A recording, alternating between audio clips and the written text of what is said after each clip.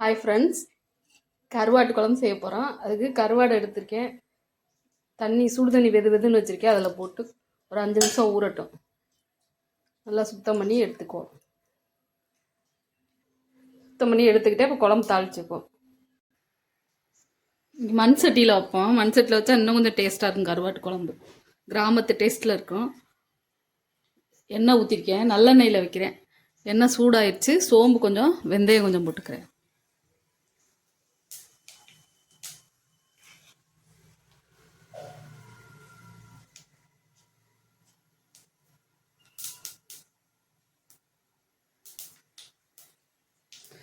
சின்ன வெங்காயம், பச்சை மிளகாய் 2, கருவேப்பிலை வச்சுருக்கேன், போட்டுக்கிறேன்.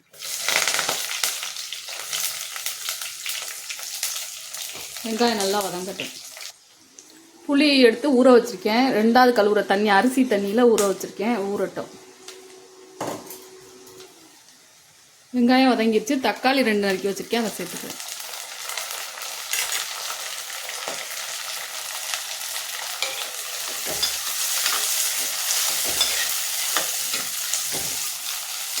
தக்காளி நல்லா வதங்கட்டும். தக்காளி வதங்கிடுச்சு. கத்திரிக்காய் 2, கொஞ்சம் கொத்தவரங்காய், கொஞ்சம் மாங்காய் எடுத்து நறுக்கி வச்சுருக்கேன், அதையும் சேர்த்துக்கிறேன். காய் வதங்கட்டும். காய் போடாமல் செய்யலாம்.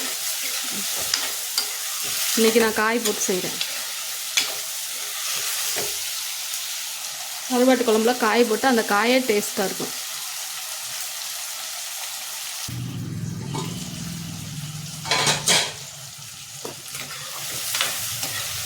காய் வெந்துருச்சு. குழம்பு பொடி போட்டுக்கிறேன்.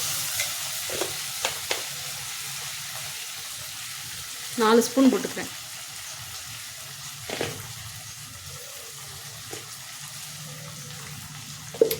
இந்த எண்ணெயிலே 1 நிமிஷம் கிண்டி விட்டுக்குவோம்.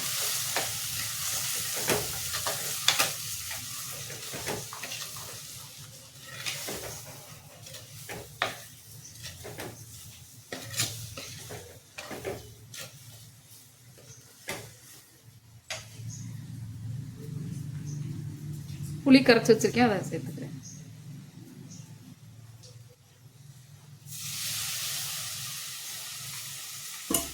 கருவாடையும் அதில் போட்டு 1 நிமிஷம் கிண்டிடுவோம்.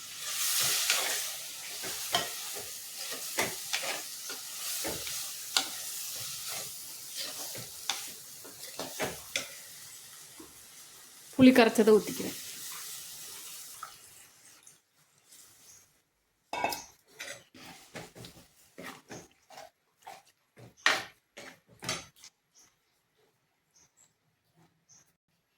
உப்பு தேவையான அளவு போட்டுக்கிறேன்.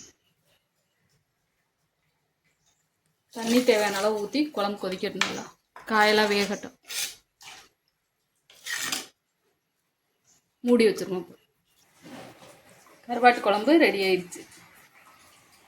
இதே மாதிரி நீங்களும் செஞ்சு பாருங்கள். செஞ்சு பார்த்துட்டு எப்படி வந்துச்சுன்னு கமெண்ட்ஸில் சொல்லுங்கள். இந்த வீடியோ பிடிச்சா லைக் பண்ணுங்கள், சப்ஸ்கிரைப் பண்ணுங்கள்.